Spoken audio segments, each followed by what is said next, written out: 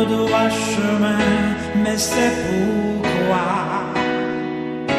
je suis sans crainte dans le danger. Elle est toujours là pour m'enseigner, me consoler.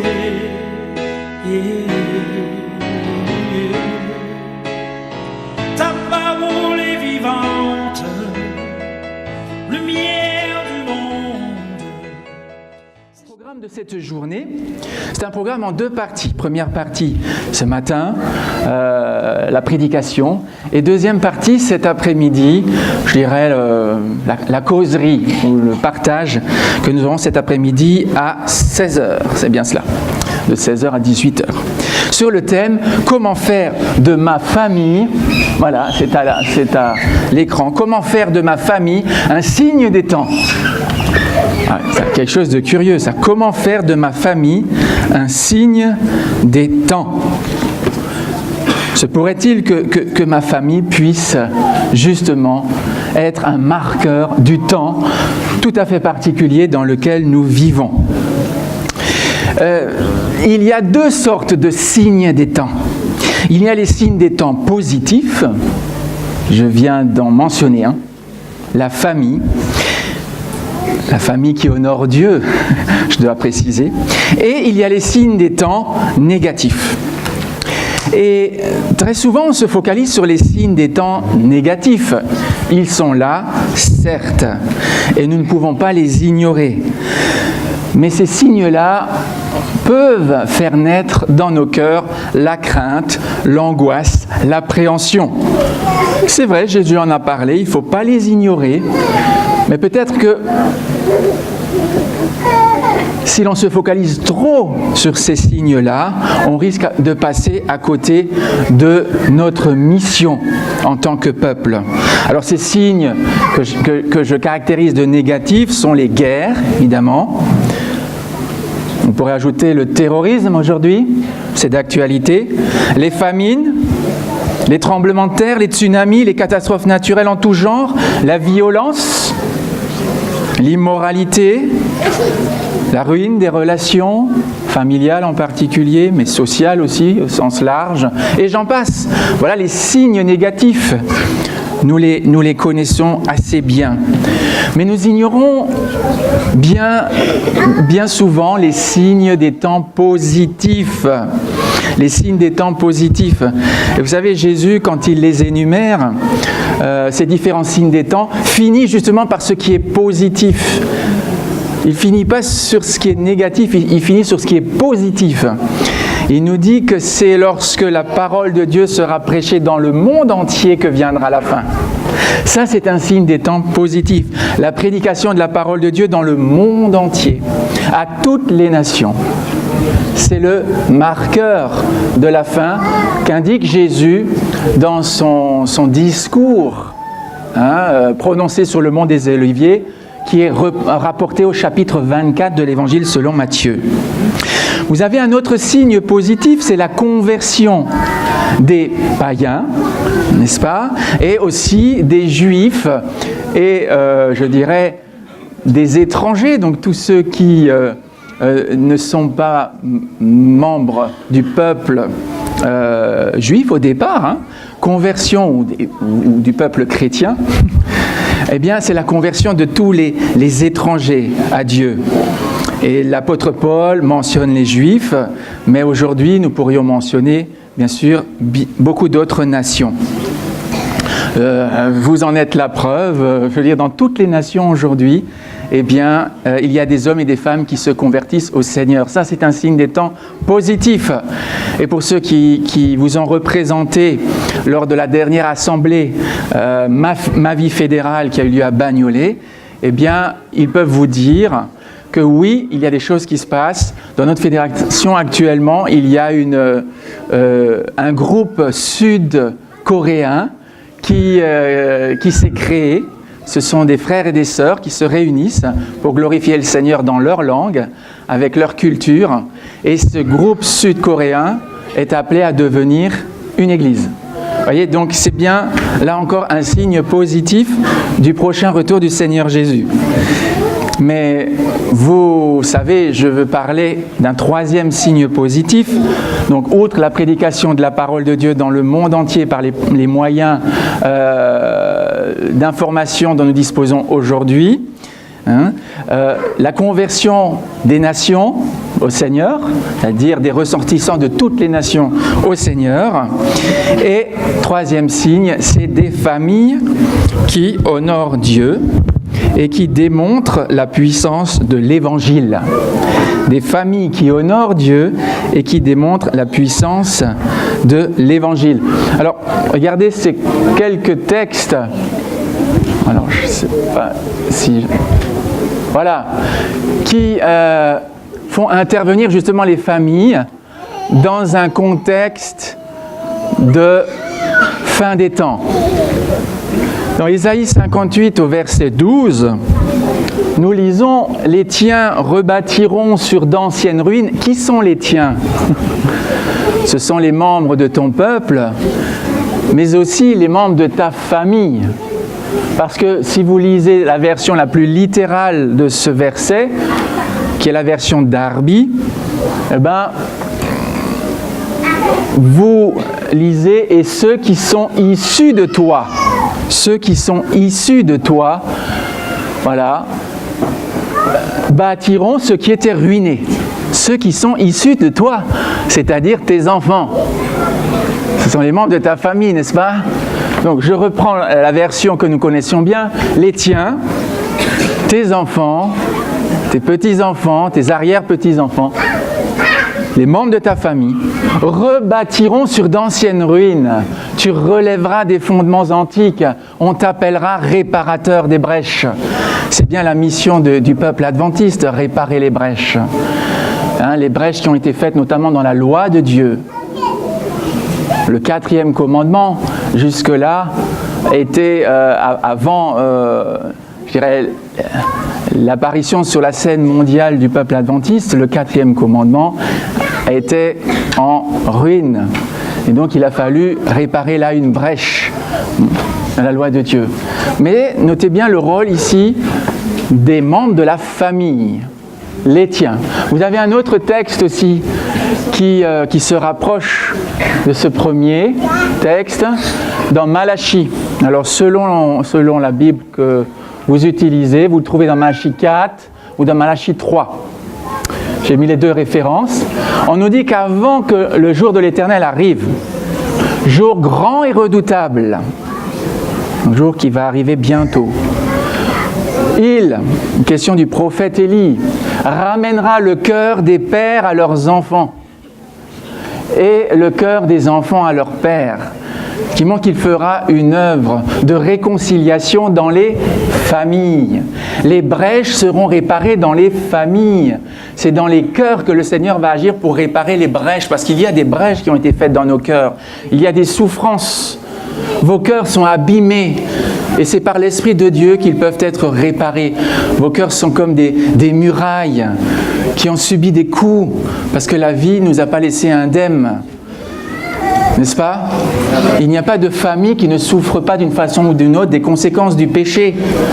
Et le Seigneur nous promet d'agir dans nos familles puissamment par son Esprit pour y réparer les brèches aussi qui ont été faites par l'ennemi.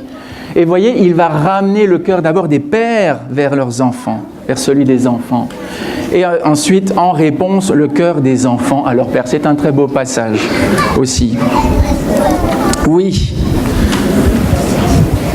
Comme l'écrit la sœur Ellen White, qui fait partie donc des pionniers de notre mouvement, c'est l'une des cofondatrices de l'Église adventiste, elle dit ceci dans Foyer chrétien: la plus grande preuve du pouvoir de la religion chrétienne qui puisse être offerte au monde, c'est la présence d'une famille où règne l'ordre et la discipline. Il faut comprendre par là que dans cette famille règne la paix. Parce que quand il y a de l'ordre, quand il y a une saine discipline, eh bien, on obtient la paix. Une telle famille constitue plus que toute autre chose un argument en faveur de la vérité. Car elle est un vivant témoin de la puissance effective de cette vérité dans le cœur humain. Vous voyez ? Donc, cette famille qui honore Dieu par l'ordre qui y règne, par la paix qui y règne, est un témoin, tel terme, un témoin de la puissance de cette vérité présente que nous proclamons, cette vérité que nous sommes chargés d'apporter au monde par la volonté du Seigneur. Cette vérité, elle doit agir dans les familles. Et les familles vont en être les premiers témoins. La famille qui est décrite ici n'est pas une famille austère. Cette famille signe des temps dans laquelle les pères sont proches de leurs enfants. Les mères également, bien sûr, mais surtout les pères, parce qu'on sait qu'aujourd'hui, les pères sont très absents des familles. Il y a beaucoup de mères qui élèvent seules leurs enfants. Hélas, hélas. C'est un problème de société et ce n'est pas pour rien que Malachie dit qu'avant le retour du Christ, les pères se tourneront à nouveau vers leurs enfants. Ils seront soucieux de l'éducation de leurs enfants. Ce sera pour eux une valeur que d'avoir des enfants, je dirais, entre de bonnes mains. Des enfants qui sont conduits par des enseignants inspirés sur le chemin de la vie éternelle. Oui, cette famille dont on parle ici n'est pas une famille austère, triste, ennuyeuse, comme nous allons le voir, mais c'est une famille unie par les sentiments qui étaient en Jésus-Christ. Vous savez, de telles familles sont de plus en plus rares. Je suis conscient d'avoir un mystère extrêmement difficile. Le mystère du couple et de la famille aujourd'hui est devenu un mystère difficile. Il y a quelques années, c'était évident. Tout le monde vous disait, mais c'est évident qu'un homme épouse une femme. Aujourd'hui, ça n'est plus évident.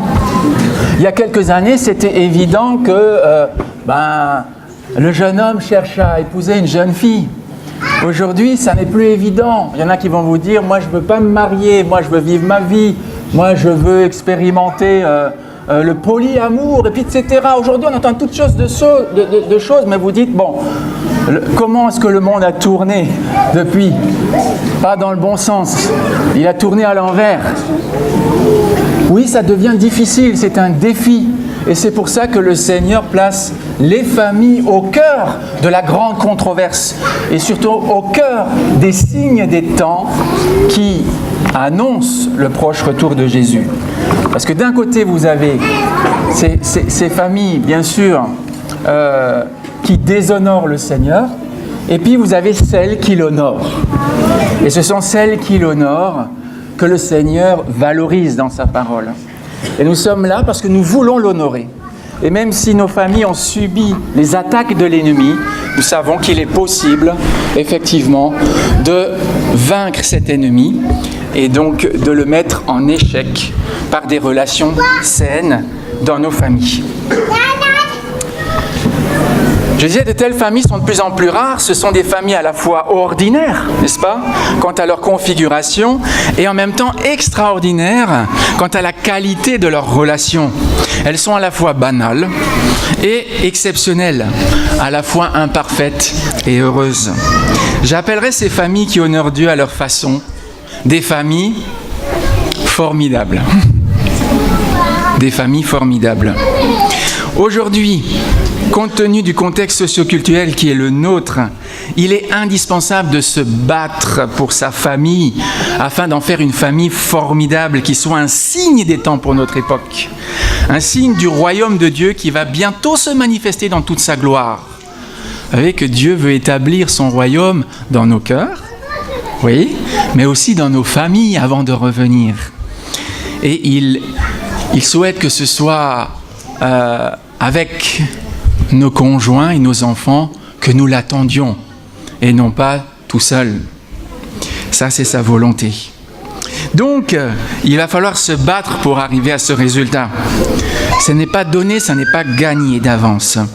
Le choix ici du verbe se battre ou combattre est intentionnel parce que les familles ne deviennent pas formidables, chouettes, diraient les jeunes, sympas, par hasard, manière accidentelle. Accidentellement, elles sont au mieux moyennes, au pire, elles sont médiocres ou toxiques, pour utiliser un terme assez répandu aujourd'hui. Quand on parle de relations malsaines au sein de la famille, on les qualifie de toxiques. Si vous voulez faire de votre famille une famille formidable, une famille signe des temps, dans le meilleur sens du terme, vous devrez vous battre pour qu'elle le devienne. Alors pourquoi ? Parce qu'il y a toutes sortes de forces qui agissent contre la famille dans notre société. Les forces économiques, les enjeux économiques. Aujourd'hui, hélas, dans la plupart des familles, les deux parents sont au four et au moulin. Vous comprenez ? C'est-à-dire les deux parents travaillent à plein temps. Et les enfants sont souvent livrés à eux-mêmes. C'est une véritable difficulté. Ça, c'est une force économique qui s'appuie sur la famille, qui fait pression sur la famille. Il y a les forces spirituelles, bien sûr. L'ennemi est là aussi pour dissoudre les liens familiaux, comme il le peut. Il y a des forces immorales qui agissent. Il y a les forces sociales, donc des courants de société, j'en ai mentionné quelques-uns. Il y a les forces culturelles et les forces médiatiques qui sont extrêmement puissantes. Et l'Esprit de Dieu, bien sûr, nous demande de résister. Donc ces familles doivent combattre ces forces qui agissent de concert pour détruire la famille, et en particulier ta famille. Alors, nous allons plutôt nous concentrer sur les aspects positifs de la famille et apprendre à nous battre pour faire de notre famille un signe des temps dans notre société décadente. Lorsque les familles de Jérusalem étaient attaquées, il y a 2500 ans, voici comment Néhémie s'est adressé à ces familles. C'est ce qui nous a été lu tout à l'heure. Le dernier verset du passage dit: ils étaient en train de reconstruire la muraille, ils étaient menacés par les Ammonites, par les Arabes, par Sanballat, le Horonite qui complotait contre les Juifs pour les empêcher justement d'accomplir cette œuvre de reconstruction. Néhémie a motivé les membres de son peuple par cet appel finalement à la guerre, cet appel au combat. Ne les craignez pas. Souvenez-vous du Seigneur, grand et redoutable.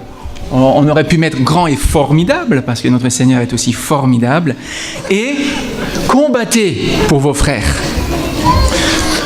pour vos fils et vos filles, pour vos femmes et vos maisons. Vous voyez, ce sont les familles là qui sont mentionnées. Combattez pour vos familles, parce que dans vos familles, il y a votre conjoint, il y a vos enfants. Oui, battez-vous pour votre femme ou pour votre mari. Battez-vous pour vos fils, vos filles. Battez-vous pour vos familles. Votre famille mérite que vous vous battiez pour elle. Ne baissez pas les bras en disant « je n'y peux rien, je peux rien faire, c'est trop tard pour que ma famille change ». Ça n'est jamais trop tard. Peu importe où vous êtes dans l'histoire de votre famille, que ce soit au début, au milieu ou à la fin, il n'est pas trop tard pour vous battre afin d'améliorer les relations au sein de votre famille et d'en faire une famille formidable.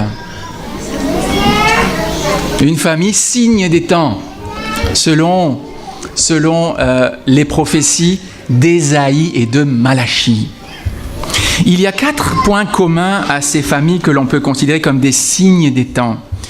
Et je vais en développer 2 ou 3 aujourd'hui. Je mentionnerai probablement la 4e aussi, mais je n'ai pas le temps de développer tous ces points-là. Je vais en développer un en particulier ce matin. Donc ces familles formidables, ces familles signes des temps, répondent à 4 critères. Que vous soyez un père, une mère, un enfant, un frère, une sœur, fils, fille, qui que vous soyez. Je vais vous présenter maintenant le premier critère d'une famille formidable. Chacun de ces critères sera matérialisé par un objet symbolique. Alors, pour présenter le premier critère, j'ai pris avec moi on peut dire un carton, oui, un emballage qui contient des cartes. Vous voyez ce que c'est ? Voilà, c'est un jeu de société. J'aurais pu en prendre un autre, j'ai pris celui-ci parce que j'aime bien son nom, Uno. Uno, bon, il s'agit bien sûr de déposer sa dernière carte, mais Uno, ça me fait penser à un aussi, comme unité de la famille. Eh bien, j'estime que ce jeu de société, Uno, eh bien, est un symbole de la famille que Dieu veut faire de votre famille. Alors, c'est vrai que pour jouer au Uno, il ne faut pas un QI exceptionnel. Hein. Qui est-ce qui a déjà joué au Uno ici, je peux voir? Ah oui. Ok, je vois les plus jeunes connaissent bien. Hein. Ok, c'est bien. Il ne faut pas un QI exceptionnel, il faut un petit peu de réflexion, un petit peu d'agilité et de la stratégie. N'est-ce pas? On s'amuse bien. Pourquoi ce jeu représente-t-il les familles formidables? Eh bien, parce que les familles formidables sont...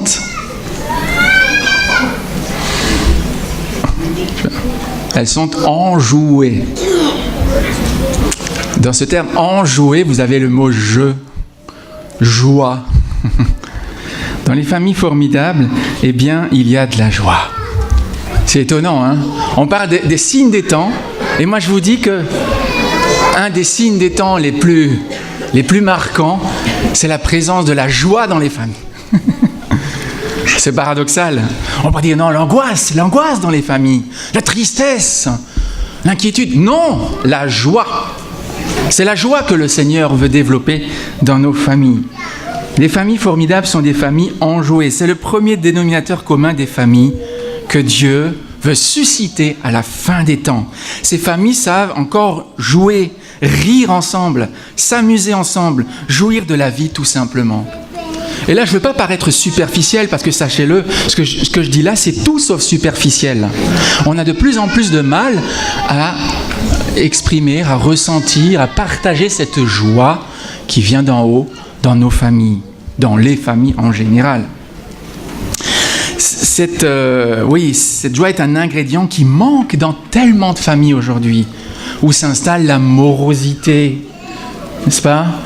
La fatigue, le stress, le ras-le-bol, l'impression de la routine. Vous voyez, il y a relations qui peuvent être parfois tendues, crispées, l'insatisfaction. Le Seigneur dit non, ce n'est pas des familles comme ça que je suscite.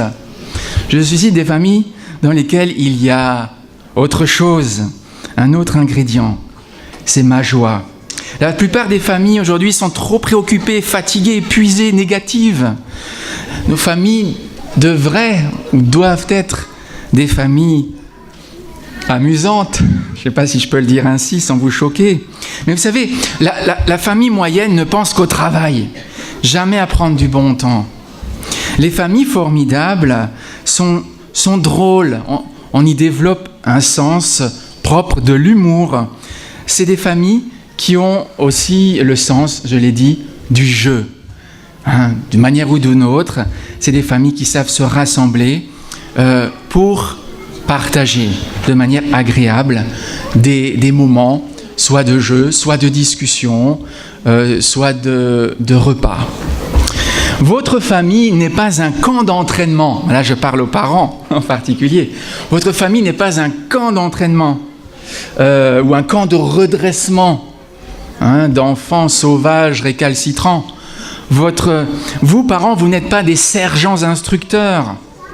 La famille, c'est pas non plus un business et les parents n'en sont pas les PDG de ce business. Vous voyez, c'est pas un endroit où uniquement on va, comment on peut dire, défendre ses intérêts économiques. Parce que si on a plus d'enfants, ça nous fait aussi plus d'allocations familiales, entre autres. Bon, soit dit en passant, plus vous avez d'enfants, plus votre pouvoir d'achat diminue. Ça c'est prouvé. Même avec les allocations familiales. Mais bon, refermons la parenthèse. Vous savez, donc, je disais, la famille, c'est pas un business dont vous êtes, vous, les entrepreneurs. La famille, c'est pas non plus un laboratoire dont vous seriez, vous, les parents, les laborantins qui feraient des expériences sur les enfants pour les manipuler, par exemple, et faire d'eux des petits-enfants modèles. Non, il n'y a pas vraiment d'enfants modèles, il n'y a pas vraiment de famille modèle. La famille, c'est un art de vivre qui se développe tous les jours. Un art que l'on améliore quotidiennement, que l'on perfectionne quotidiennement. L'art de vivre ensemble, l'art de vivre en famille, l'art d'honorer Dieu en famille. Vous savez, la Bible a beaucoup de choses à dire à ce sujet. Oui, beaucoup de choses. Et la première chose qu'elle atteste, c'est que les familles sont supposées être agréables, sympathiques. La plupart des gens estiment que la Bible nous incite à travailler dur pour gagner notre pain et augmenter notre richesse. Mais la plupart des gens ignorent aussi que la Bible nous incite à prendre du bon temps. Le jeu, entre autres, est important pour les adultes. Je devrais dire la récréation est importante pour les adultes, pas seulement pour les enfants. Le jeu est lié à la créativité. Plus vous jouez, plus vous devenez créatif, n'est-ce pas ? Si vous ne jouez jamais, si vous ne rigolez jamais, il est fort probable que vous ne soyez pas une personne très créative. Donc vous avez besoin aussi de vous détendre dans votre vie, parce que des stress, il y en a bien assez comme ça. Et justement, la famille est un lieu protégé, un lieu privilégié dans lequel on devrait pouvoir se détendre. Vous savez, la Bible ne se contente pas de conseiller la récréation dans le bon sens du terme. Hein. La Bible ne conseille pas cela, elle l'ordonne. La Bible va encore plus loin, elle l'ordonne. Voici un texte d'un homme très sage, qui écrit cela à la fin de sa vie, après avoir tout vu et son contraire. Un homme qui a beaucoup d'expérience, un homme qui a beaucoup travaillé dans sa vie, un homme qui a eu bien des déboires aussi, un homme qui a d'abord fait de bons choix dans sa jeunesse, je dirais, il a fait de bons choix. Après, malheureusement, il s'est égaré des voies du Seigneur pour y revenir dans sa vieillesse. Et là, il fait le bilan. Et là, donc, il nous présente la somme de toutes les expériences accumulées et de toute la sagesse qu'il en a tirée. Il dit, j'ai donc loué la joie. Vous voyez, un homme âgé qui dit ça. Un homme qui a le visage ridé. Hein. C'est un homme qui porte aussi en lui une certaine nostalgie parce qu'il a raté certaines étapes de sa vie. Hélas. Mais bon, notamment son mariage. Hein. Il a raté son mariage, il faut le savoir. Parce qu'à vouloir courir après toutes les femmes, il n'en a attrapé aucune. Hein. Sachez-le, c'est toujours comme ça que ça se passe. Si vous voulez courir après plusieurs femmes, vous n'en attrapez aucune. Et vous serez heureux avec aucune. C'est vrai pour les hommes, mais c'est aussi vrai pour les dames. C'est pas... Si vous voulez courir après plusieurs hommes, vous finirez par en trouver aucun qui puisse faire votre bonheur. Et Salomon va le reconnaître à la fin de sa vie. Il va le dire à un moment donné. Vous savez combien il avait de femmes ? J'inclus les concubines, 1000. C'est un beau chiffre, hein ? Alors, il était fier. Enfin, à un moment donné de sa vie, il était fier. Mais à la fin de sa vie, il ne l'est plus du tout. Parce qu'il va conclure, vous relirez l'Ecclésiaste, il va conclure en disant « J'ai trouvé un homme parmi 1000 ». Ecclésiaste chapitre 7, à la fin du chapitre qui dit ça. « J'ai trouvé un ami, un homme parmi 1000. J'ai un ami, mais je n'ai pas trouvé de femme parmi elles toutes. » Il le dit à la fin de sa vie. Il est seul. Il est seul. Vous voyez, c'est le paradoxe. Il croit qu'il est entouré, il croit qu'il est riche. Mais en fait, il lui manque l'essentiel. C'est une relation exclusive avec une personne qui aurait dû faire son bonheur jusqu'à la fin de sa vie. Là, effectivement, c'est un loupé pour Salomon. Mais bon, il a fait ce choix-là, qui est un mauvais choix. Ceci dit, après avoir connu des hauts et des bas, des jours heureux et des jours malheureux, après avoir acquis une somme impressionnante de connaissances, il nous livre sa sagesse. Et qu'est-ce qu'il dit ? J'ai loué la joie. Il pourrait dire la tristesse. Hein. Il pourrait terminer sur une note triste. Il a de quoi être triste. On le sent un peu nostalgique, mais il a bien conscience d'une chose, que par la volonté de Dieu, c'est la joie qui doit l'emporter.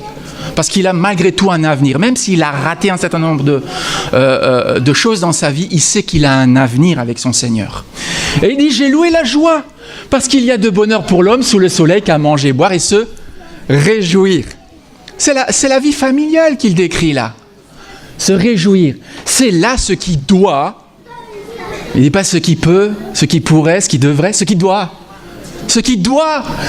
l'accompagner au milieu de son travail pendant les jours de vie que l'Éternel lui donne sous le soleil. C'est assez incroyable ça. Ce qui doit accompagner son travail. Alors, ça ne remplace pas le travail, je ne suis pas en train de prôner la paresse, l'oisiveté, vous voyez ce que je veux dire, les jeux du casino, pas du tout. On parlait de toute autre chose quand on évoquait les jeux qui rassemblent la famille, évidemment. Les jeux chez soi avec les siens, c'est toute autre chose. Je ne parle pas des jeux d'argent, évidemment, que le Seigneur proscrit. Mais là, non, la joie à côté du travail, dans sa famille, oui, elle est totalement légitime et Dieu la souhaite pour chacun de nous. Nous savons, donc on a dit que le jeu est essentiel à l'apprentissage de la vie. Pour les enfants d'âge préscolaire en particulier, le jeu est un travail. Le jeu apporte un surcroît d'expérience et de capacité. Il se développe lorsqu'ils jouent, nos enfants. Et nous avons intérêt à les inciter, nous, leurs éducateurs, à jouer pour stimuler à des jeux sains, à des jeux éducatifs, à des jeux je dirais constructifs, pour qu'ils puissent développer aussi leur personnalité. Le jeu n'est pas une perte de temps, ce type de jeu-là. Il est indispensable à leur développement, surtout à cet âge-là, j'ai précisé préscolaire. Et regardez, vous avez un autre texte dans le Nouveau Testament pour voir qu'il y a une parfaite entente entre les auteurs de l'Ancien et les auteurs du Nouveau. Et là, c'est un homme qui a une toute autre expérience que celle de Salomon. C'est un homme qui a voué sa vie au Seigneur. C'est un homme qui a choisi le célibat pour mieux servir le Seigneur. Pourquoi pas? C'est un choix personnel, c'est un vœu qu'il a fait. Et il s'est tenu à ce vœu. Et donc, toute sa vie, il a été au service du Seigneur. C'est l'apôtre Paul, un grand missionnaire, toujours sur les chemins, sur les places publiques ou dans les maisons pour partager la parole de Dieu. Et lui, il nous dit ça. Et il parle là à un jeune homme, au jeune Timothée, un jeune homme en plein développement, en plein apprentissage. Il lui dit, Dieu nous donne avec abondance toutes choses pour que nous en jouissions. Il nous donne toutes choses pour que nous en jouissions. Ces choses, ce sont les bonnes choses que Dieu donne. Je ne parle pas des mauvaises choses que le monde propose à la place de ce que Dieu propose. Là, non. Je parle des bonnes choses que Dieu nous propose et qui nous construisent, qui nous donnent le sentiment d'exister, qui rendent la vie agréable, qui ne font pas de la vie un fardeau. Oui, Dieu donne toutes choses pour que nous en jouissions. Est-ce que vous réalisez que Dieu a créé toutes choses dans ce monde justement pour cela, pour que nous en ayons la jouissance? Dieu nous a donné la vie, non pas pour que nous la subissions, mais pour que nous en jouissions. Dieu veut que vous jouissiez de la vie, que vous soyez un enfant, que vous soyez un adulte, que vous soyez un jeune homme, une jeune fille, que vous soyez une personne plus âgée, un senior. Dieu vous a donné la vie pour en jouir. Alors, Dieu ne vous a pas donné des enfants, si vous en avez, ou une famille, pour que vous la supportiez ou pour que vous la subissiez, mais pour que vous éprouviez de la joie avec vos proches. Et Salomon, donc on l'a vu, nous commande la réjouissance. Il commande de se réjouir avec sa famille au milieu de son travail. Car Dieu nous a donné toutes choses pour que nous en jouissions. Et c'est vrai que si je n'arrive pas à jouir de la vie avec ma famille, c'est que je suis soit trop occupé, trop préoccupé, trop sérieux ou trop angoissé. Voilà encore une pensée de Salomon. Si donc un homme vit beaucoup d'années, c'est là une bénédiction du Seigneur. C'est une bénédiction du Seigneur, on le sait. Notamment, on la trouve dans le 5e commandement. Honore ton père et ta mère, afin que tes jours se prolongent dans le pays que l'Éternel ton Dieu te donne. Donc, c'est là une bénédiction. Si un homme vit beaucoup d'années, mais qu'il se réjouisse. C'est pas pour qu'il les porte comme un fardeau, voyez, et qu'ils finissent par s'écrouler sous le poids des années. Non, c'est pour qu'ils se réjouissent de cette longue et belle relativement, hein, dans la lumière du Seigneur, oui, belle expérience. Un chrétien peut toujours dire que son expérience est belle parce que le Seigneur l'a transformé. Le Seigneur a agi dans sa vie. Donc, quel que soit ton passé, si aujourd'hui tu es là, si tu as saisi la main du Seigneur, ton expérience est une belle expérience. Et à partir d'aujourd'hui, tu vas devoir développer la joie dans ta vie. Oui, si un homme vit beaucoup d'années, qu'il se réjouisse pendant toutes ces années. Qu'il se réjouisse. Hein, commandement du Seigneur. Je sais, moi aussi j'ai de temps en temps le front plissé, je sais que c'est pas évident. Moi aussi je rentre parfois avec le visage, figé, l'air sombre chez moi. Je n'ai pas forcément d'humeur à discuter ou à bavarder avec mes enfants.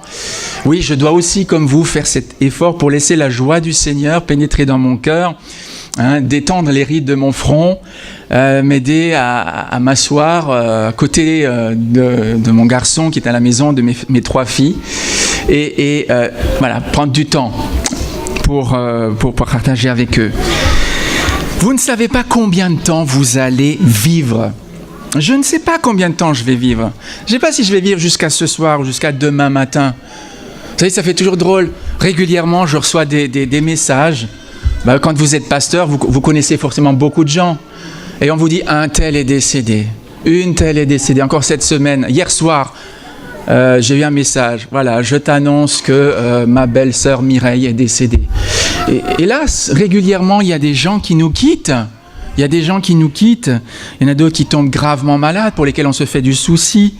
Oui, notre vie est une vie parsemée d'obstacles, d'embûches, qu'il faut pouvoir surmonter avec l'aide du Seigneur. Mais vous savez, la vie est trop courte pour la gâcher. Il faut bien se dire ça. Nous ne savons pas combien de temps nous allons vivre. Vous ne savez pas si vous allez vivre jusqu'à la fin de l'année. Vous ne savez même pas si vous allez vivre jusqu'à ce soir. Certains disent « Je jouirai de la vie lorsque je serai à la retraite. » vous voulez jouir de la vie lorsque vous serez à la retraite? C'est un peu présomptueux tout ça. Hein? C'est vrai que dans la vie, il y a des moments où on est effectivement plus chargé de responsabilités que d'autres. Ça, il faut le reconnaître. On sait qu'un parent ou que des parents qui ont charge d'enfants adolescents ont généralement plus de soucis, plus de préoccupations, plus d'appréhension que des parents d'enfants plus jeunes ou des parents d'enfants plus âgés qui ont déjà quitté le nid familial. C'est vrai, il y a des périodes dans la vie qui ne sont pas évidentes, dans l'éducation des enfants, voire dans la formation d'un couple. Je suis bien placé pour en parler. Il y a aussi des périodes un petit peu plus délicates que d'autres qu'il faut connaître pour ne pas paniquer. Hein, quand certaines choses se passent et on se demande pourquoi. Notamment après le mariage, on sait qu'il y a un temps un petit peu délicat, qui est un temps de conflit, un temps d'adaptation au cours duquel le jeune marié, la jeune mariée vont devoir apprendre à vivre ensemble. C'est pas toujours facile. Mais bon, par la grâce de Dieu, il est possible de triompher de tout cela. Alors oui, vous ne savez pas combien de temps vous allez vivre. Certains donc pensent qu'ils pourront enfin profiter de la vie lorsqu'ils seront plus âgés.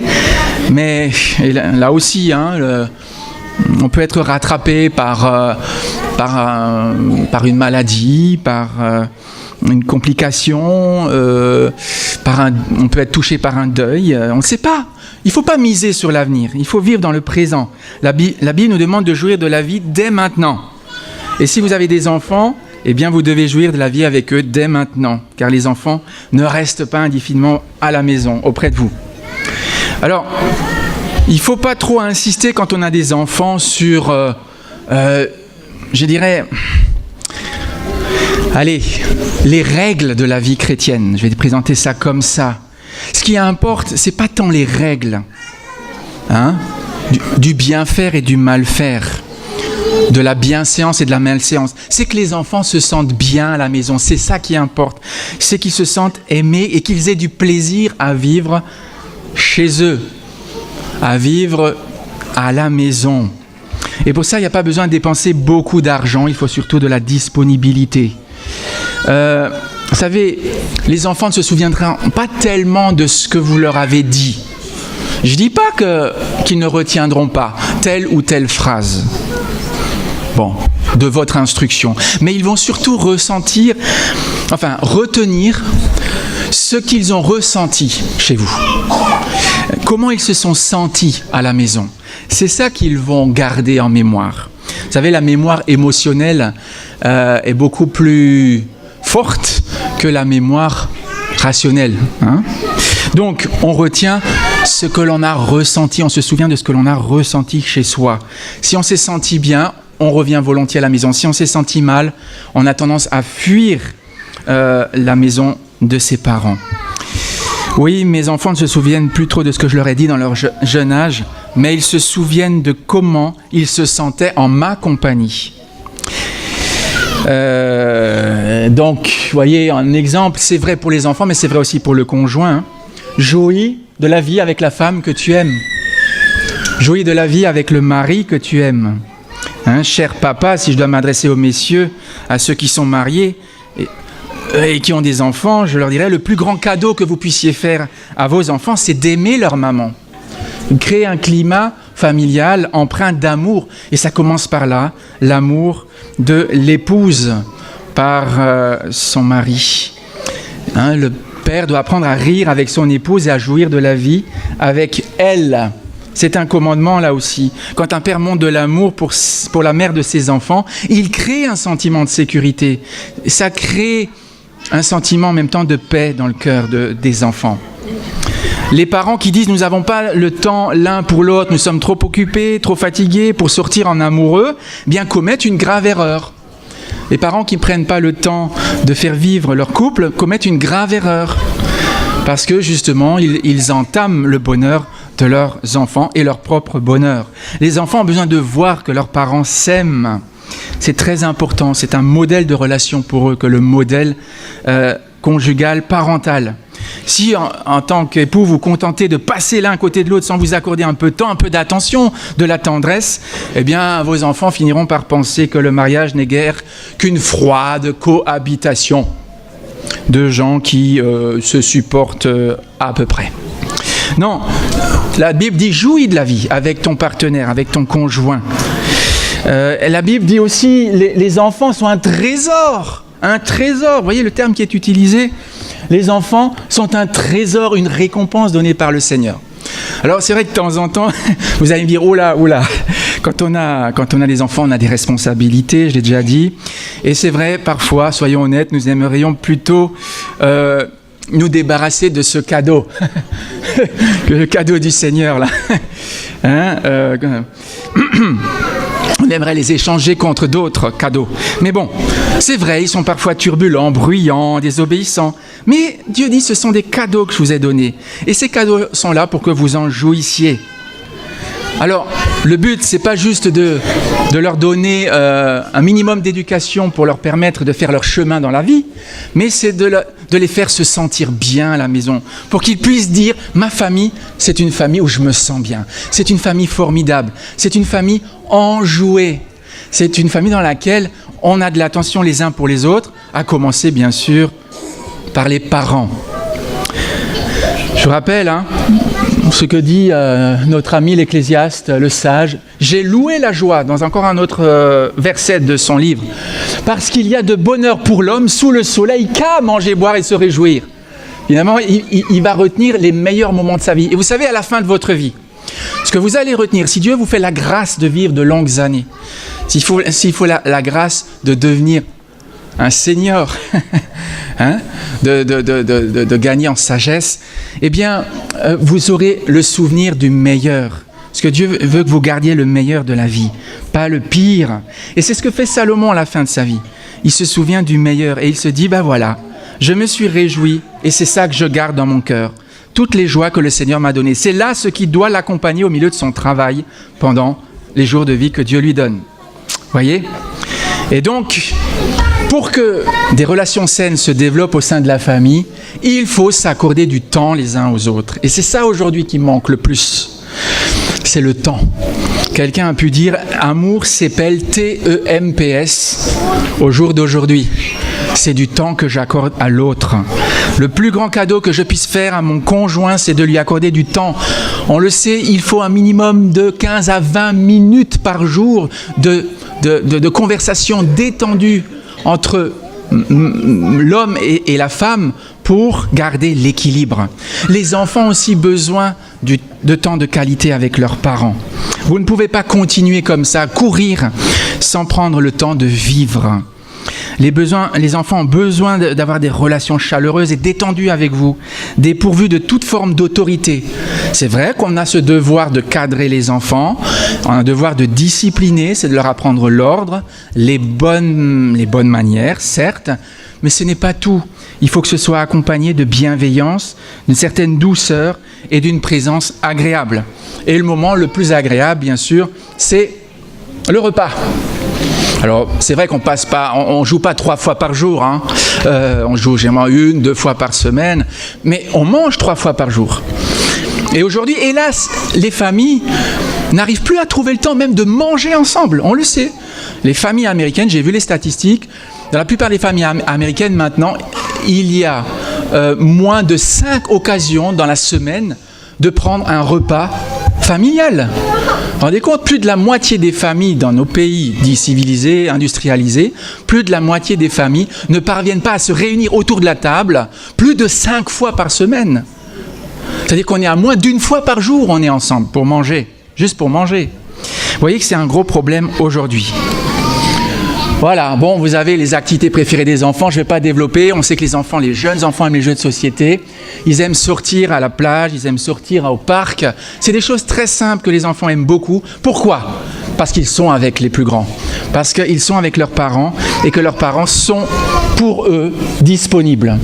Alors j'aimerais terminer, oui, par cette injonction du Nouveau Testament qui dit « Soyez toujours joyeux ». Oh, quel défi ! Quel défi, Seigneur! Il faudrait que je puisse vaincre ma mauvaise humeur en permanence, vaincre mes mauvaises tendances par la joie du Saint-Esprit.